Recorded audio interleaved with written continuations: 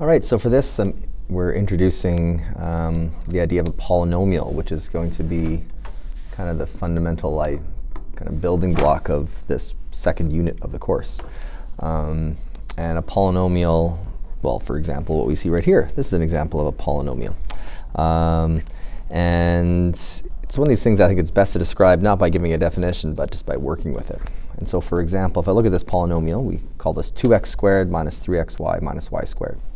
And perhaps naturally, when you look at it, you can kind of see it kind of broken up into three little parts.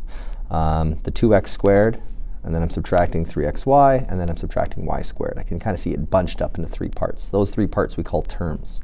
And so in general, polynomials have a number of terms.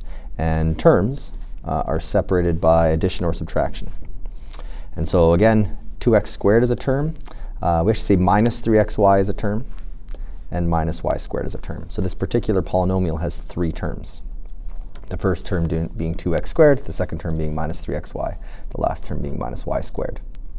As well, if you look at the terms, individual terms are a combination of a coefficient and powers with variable bases quite often.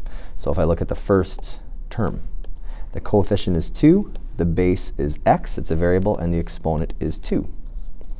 In the second term, the coefficient is negative 3, and then I have two variables, x and y. And I could think of them as each being to the power of 1. And then the last term, the coefficient is minus 1, the base is y, and the exponent is 2. So notice if you look at my terms, there is a coefficient, and then the variables are in the bases and the powers. We have different exponents here. All right, so with that said, the number of terms determines the type of polynomial. And when there's one term, for example, just 2x squared, just that in itself, we call that a monomial. And again, I'll put an example. Actually, you know what? I'll write the example first. So an example of one term would just be like just the 2x squared. And again, we call that a monomial.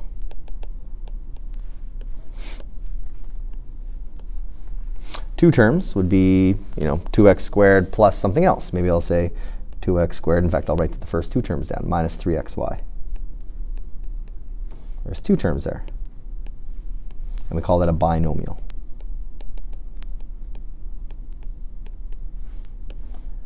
And the polynomial actually gave us the beginning, which I'll write down, 2x squared minus 3xy minus y squared. The whole thing has three terms, and we call that a trinomial.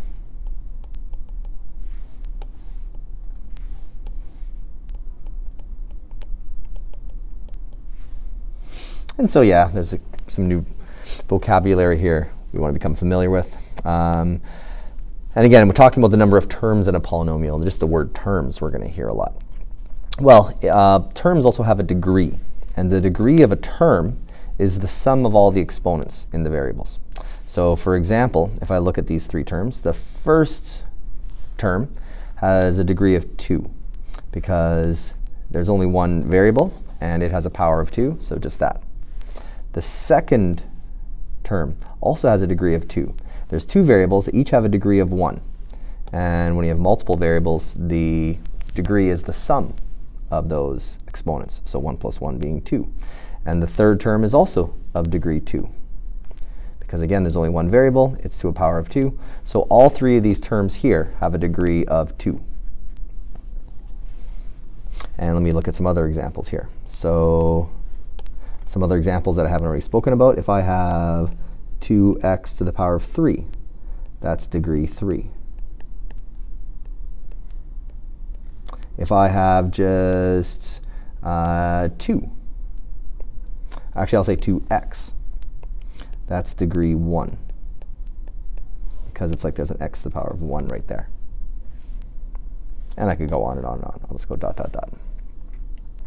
So that's the degree of a term. The degree of a polynomial is the highest degree term in the polynomial. So again, going back to this example here, there's three terms. They all have a degree of 2. So this polynomial altogether is a second degree polynomial. So a different example, if I write, let's say this, if I say 2x squared minus 3y cubed minus z to the power of 5. If I look here, if I look at my terms, this first term has a degree of 2, this has a degree of 3, this has a degree of 5. Altogether, the highest degree is 5 of the whole thing, so this whole thing is degree 5, or a 5th degree polynomial.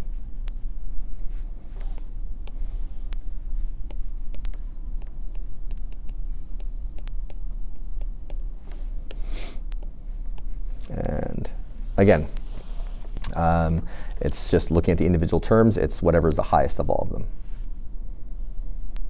And so this vocabulary of degrees and terms and monomial, binomial, and trinomial, to a lesser amount, we're going to use a lot, but especially terms and degree.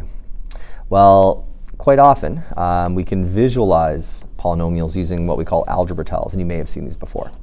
And in general, algebra tiles, there's 3 types that we tend to look at. We have these little squares that represent units, like in this case, the number 1. We have these rectangles that represent some unknown number, x. And we have these larger square tiles that represent this x squared. And it's not a coincidence. If you look at this big square here, the distance from here to here is the exact same as the distance from here to here, or the exact same as the distance from here to here. And so that means if you look at this big square, the length and width are both the same as x. And the area of a square is length times width, in this case x times x, which is x squared. So that's why these are shaped the way they are. It's not a coincidence. So the x squared tile, the x, and the unit tile. And then we also have negative versions. Now we can't get too hung up on the colors. It's different. There's no universal rule here. In this one, all the red tiles are negative. So this is -1, negative x squared. And so, knowing that, and using this sort of as a reference point here, I have 3 different polynomials here that have been visualized with algebra tiles. I want to write an algebraic expression for each. Let's look at this one first. So look here, I have 3 x tiles and 1 x squared tile. So altogether, I could call this x squared plus 3x. There's 3 x's. Or I could say 3x plus x squared. The order doesn't really matter. But in the end, there's, again, 3 x's, and there's 1 x squared.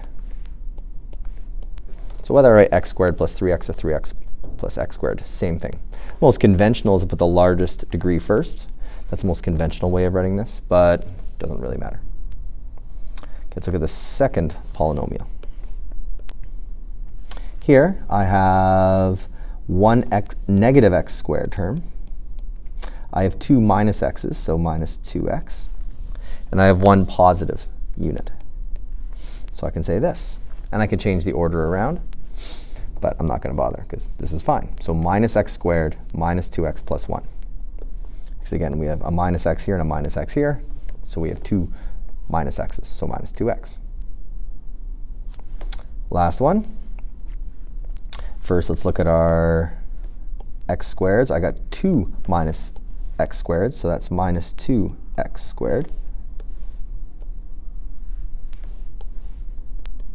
Next, I'll look at my x terms.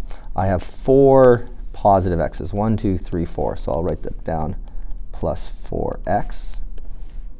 But I also have right here a minus x. So I'll write that down separately, minus another x. And then over here, I have 2 1s, 2 positive ones, so plus 2. And while this is fine, this does literally show you what I have here, minus 2x squares, plus 4 positive x's, minus 1x, and plus 2 units. I will say these 2 here, they're both types of x's. These are what we call like terms, and we'll talk about that more in the next lesson. But essentially, if I can put a little 1 right here, I have 4 positives and 1 negative. I can put those together. 4 positives and 1 negative make 3 positives. And so a slightly simpler way of writing this is negative 2x squared plus 3x plus 2. Because I took these 2 terms here and put them together. And what I just wrote down is considered to be a bit simpler. That's it. What I just did is actually a lead into the next lesson, we'll call like terms. But hopefully that kind of makes sense. Again, I had 4 positive x's and 1 negative x, so just I can put them together. And 4 minus 1 is 3, so I have just 3 x's left in the end. All right.